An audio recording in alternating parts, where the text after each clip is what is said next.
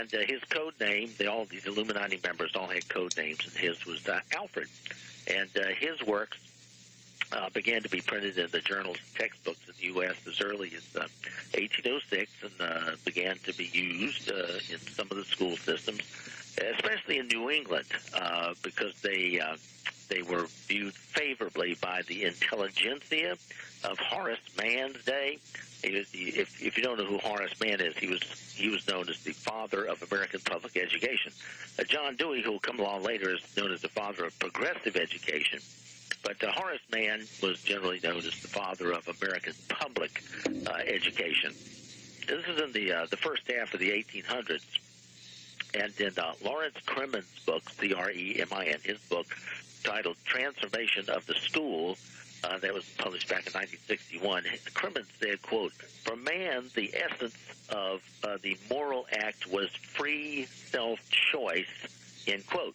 And that's very similar to what Adam Weishaupt said, do your own thing, do what thou wilt, and so on.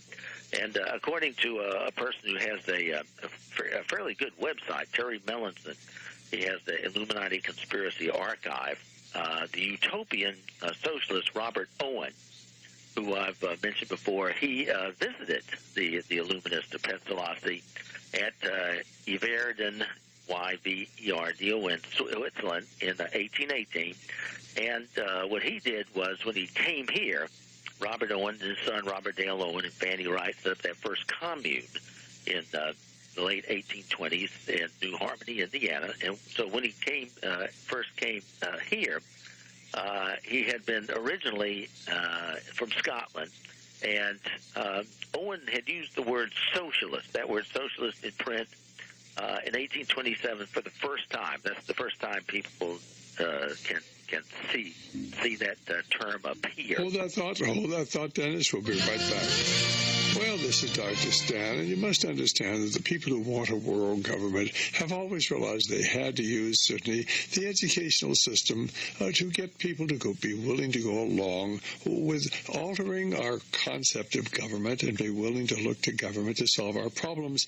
And basically, of course, most people believe America is a democracy. It's not.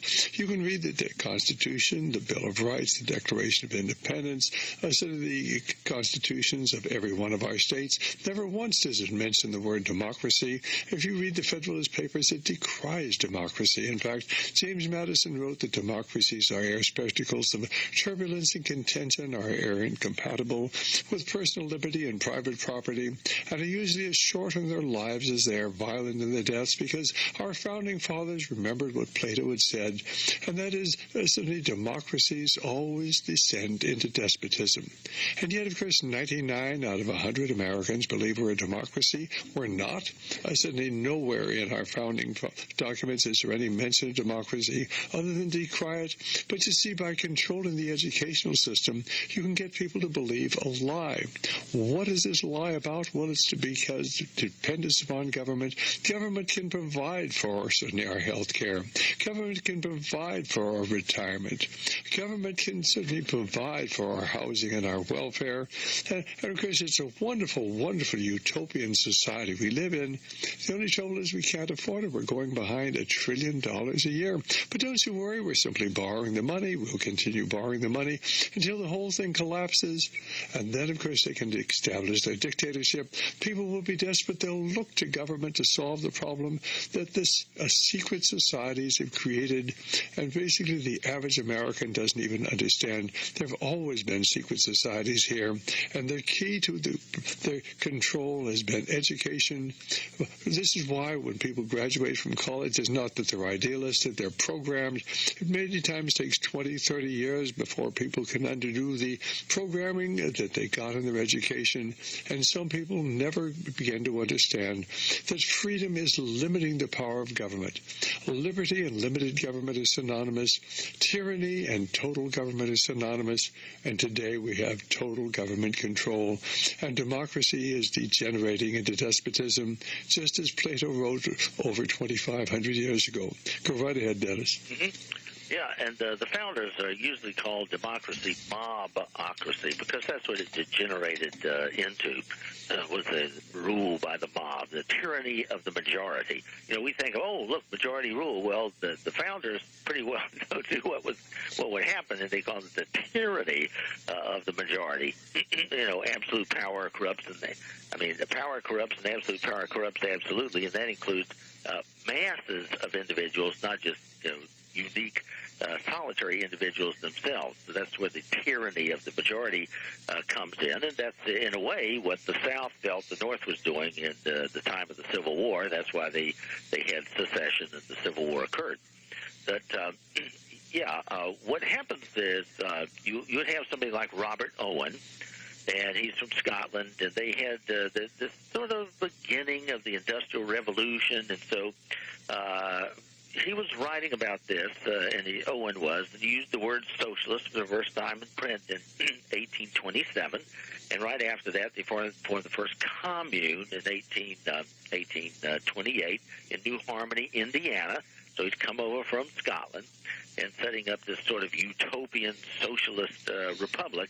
But what it was doing was replacing the old individualist and individual responsibility with a certain religious component to it, which would take care of people.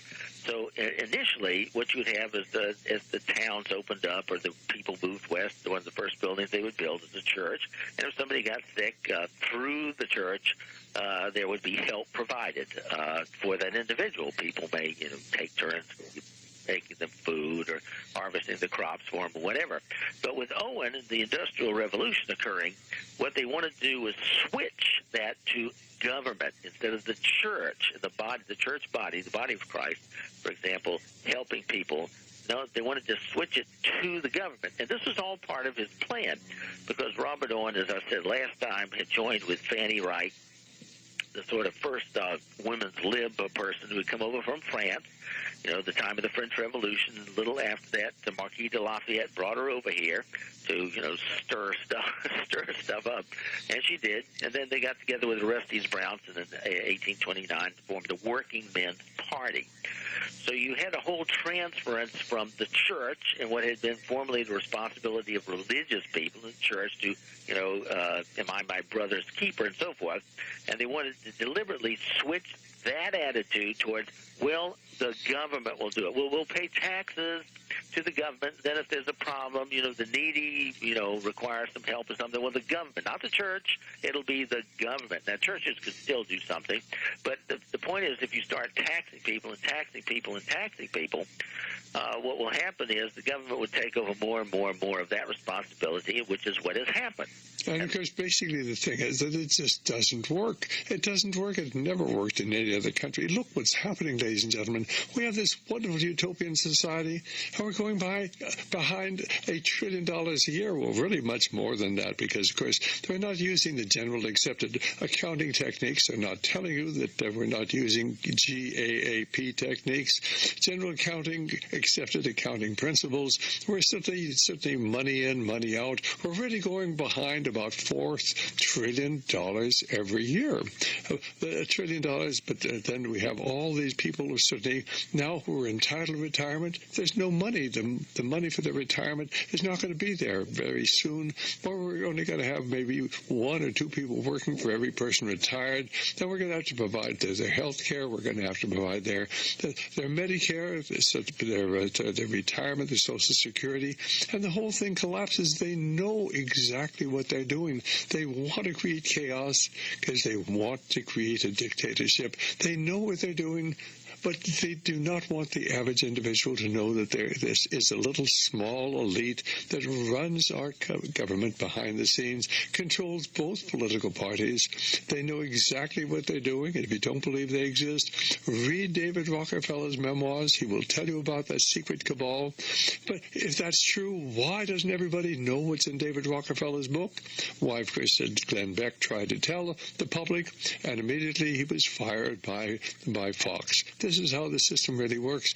And anybody, certainly within the media today, who tells the truth will lose their job or perhaps they'll lose their life as well. Go right ahead. And So what they were doing was transferring from the church various functions, such as helping the poor and so forth, to the government and the welfare state as we came to know it about 50 years or so ago under Lyndon Johnson. And this was all rather deliberate. Robert Owen, had organized the first socialist movement in England in about the mid-1830s, and eventually he was venerated as his quote was, the patriarch of English communism. And Karl Marx had been in England, and was the individual who, many years later, I say as a Johnny-come-lately, authored the first the Communist Manifesto in 1848. But what you see when you look back is that Robert Owen, when he came over here, they formed that first commune in 1828 in New Harmony, Indiana. This was way before Marx, and actually Owen had influenced an individual like Etienne Cabet, who lived the late 1700s up to about 1856, and Goodwin Barmby. Now, these two people you probably never heard of, but they really were the founding fathers of communism, and this is way before Karl Marx, and the influence, of course, was tremendous on Marx and his partner, as it were, Friedrich Engels. But because they were actually paid by a secret society called the League of the Just. Yep. And basically, the League of the Just paid Karl Marx and Friedrich Engels to write the Communist Manifesto. I think it was 1847, published in 1848. But this whole thing was simply the byproduct of these secret societies, which have already existed. And of course, fortunately, you do have access to the Internet, so you can check everything that you hear from Dr. Cuddy and from myself. The League of the Just paid certainly Karl Marx. Now, that was 1847. Remember, it was 20 years before that when Robert Owen was setting up his commune there in New Harmony, Indiana. But they're all working towards the same goal, and now today we're seeing the fruition of it. Isn't it wonderful why we have Medicare, 100 million Americans on Medicare and Medicaid, and now, of course, with Obamacare, we'll probably get another 20 million people on Medicaid. Isn't that wonderful? Free health care, and then, of course, we have Social Security for, 56 million people. In a couple of years, it'll be 76 million people. But the trouble is, where's the money coming from? And there's not any money there. And basically, this whole thing is going to collapse. They know it's going to collapse. They just don't want you to know it's going to collapse. Until, of course, it's too late. And then out of the chaos that develops and the war that's coming will come, of course, this new utopian society under the total control of a godless conspiracy. Go ahead. Yeah, and that I remember there was Robert Hugh Benson, when he was writing about the Lord of the World in 1907, looking toward the future, he called it the heaving dun of American socialism. It's not going to be a pretty picture, that's for sure. So Robert Owen had a son, Robert Dale Owen, and he had joined up with Fanny Wright, Madame Francois Darroux-Mont, and then they joined up with Orestes Brownson. Later on, the Brownson converted to Christianity and sort of exposed the plot. And he said that it had been basically successfully pursued. And he said one of the originators of the plot, Robert Dale Owen, son of Robert Owen, had become a congressman from Indiana and had a great deal to do with the founding of the Smithsonian Institute there in Washington, D.C., because that was all part of the replacement. You know, if you emphasize science, then you don't need to talk about a God and creator and belief and so on. You want to be objective and see the information and the scientific experiments must occur, and you must prove your thesis and so forth. And so this was a deliberate attempt to transfer power and influence.